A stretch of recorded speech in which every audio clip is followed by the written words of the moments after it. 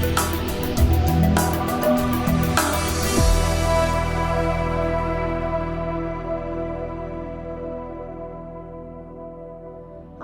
day. My name is Elfreda, Jonker. I'm the Client Portfolio Manager at Alphinity Investment Management. Welcome to our monthly video. Today I have Stephane with me. He's one of the founders of Alphinity and a portfolio manager in our domestic team, as well as analyst on the resources sector. So today we will be looking at what's ahead for this very volatile sector that we've experienced. So Stephane, it's been incredibly volatile for commodities and the resources sector as a result, and just given the backdrop of really very strong economic backdrop, generally speaking globally, as well as some early signs of a recovery in China. What do you make of the recent volatility? What has been the key reason for this? Yeah, very volatile, very dynamic. China, as you mentioned, is kind of a key for commodities. It's more than 50% of the demand, and a bigger chunk of the demand growth. But China has been actually still battling. We are seeing the consumer there.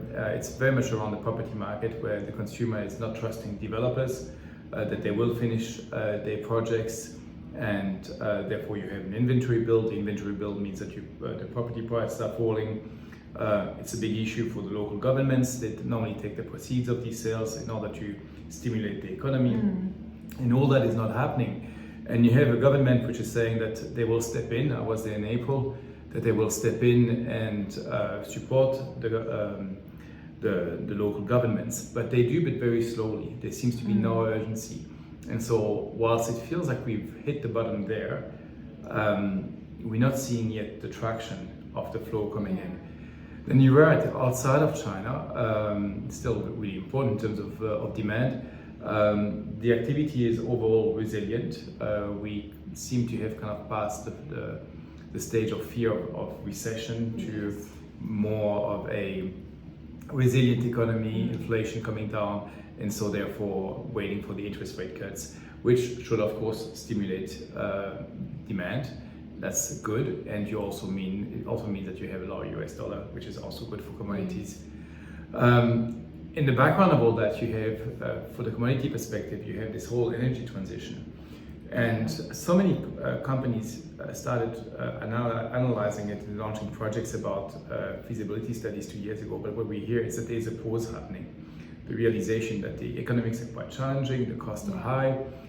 You need subsidies, but we are in an election year, and so a lot of these projects are put on pause in order to see whether the subsidies will come. So overall, I'd say very dynamic, but the background seems to be slightly improving, but still with a few areas which wait and see. Wow, so clearly a lot of different moving parts playing out here. So where would this leave you for the outlook for the various commodities? So from the commodity perspective, what we always do is we always do our fundamental research, so demand supply analysis, and then we have a view on prices. But we very much also look at what is our price expectation versus what the market expectation is, and to see whether that if we're right, if the companies, the producers will benefit from higher prices than expected and therefore have positive earnings revisions or not. Our view is very much that earnings revisions drive share prices. So you can put them in three buckets. You have the bucket where we are underweight and where we kind of believe that the expectations are too high in the market, that supply is coming in faster than demand. And that's the case for lithium, that's the case for rare earth. So we're not in that market. Iron ore is one which is more balanced market. Expectations are okayish.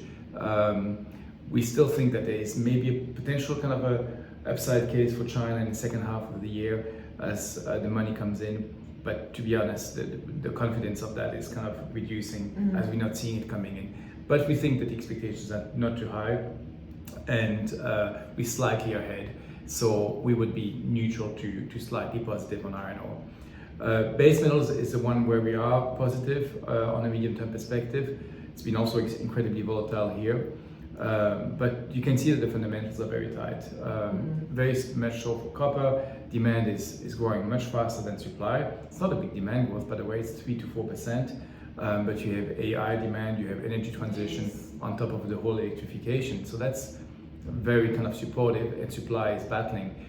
That copper price increase will mean that aluminium will follow, and you have right dynamics.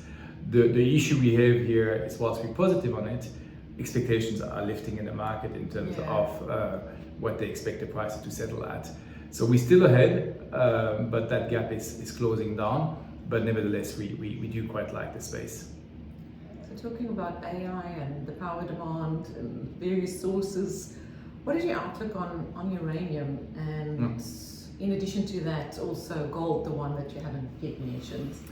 Yeah, uranium is an interesting one because you can see that demand is strong. It's actually quite visible, and supply. There's plenty of supply of uranium, but it will take time for the supply to come back, and it's been kind of mothballed after Fukushima. So supply will eventually balance with the demand, but you have a pocket where it's going to be very tight. The problem there is we look at earnings surprise upside, you might see it, but the valuation is very, very stretched for some of the companies. Yes. Some of them we don't even get to half of the DCF in terms of the share prices, twice the DCF. So that for us, we really have an issue with that. Gold is an interesting one. It's hard to have a high conviction on gold. Clearly, weaker US dollar and lower yield will be a positive, but so far it's been driven very much by the appetite of diversifying away from the US dollars. And so China has been buying a lot of gold, and that underlying demand is probably going to be there for a while. The problem with them is, with the gold producers, is most of them tend to disappoint operationally. Overall the miners, but the gold producers get the middle here of higher OPEX, higher CAPEX. So for us it's one, yes, we are in this space, but it's really hard to have a very strong conviction on it. So besides gold, how are you currently positioned across your three domestic portfolios? So we underweight obviously lithium rare earth. We have a neutralist position on iron ore and some overweight on base metals through BHP and Rio, which are quite diversified and are going to become increasingly diversified over the next few years. We have also an exposure in South 32, which has some aluminium and base metals exposure, and very strong balance sheet. For some of our funds, we have also exposure into a pure copper producer called Capstone. It's an interesting play, and actually one that the market is starting to discover here, and with significant growth production ahead. So that's quite of interest.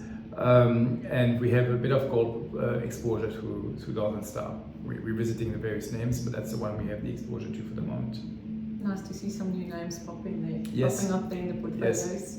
So thank you very much, Stephane, and thank you for listening. For more information from us, please visit alphinity.com.au. Thank you. Thank you.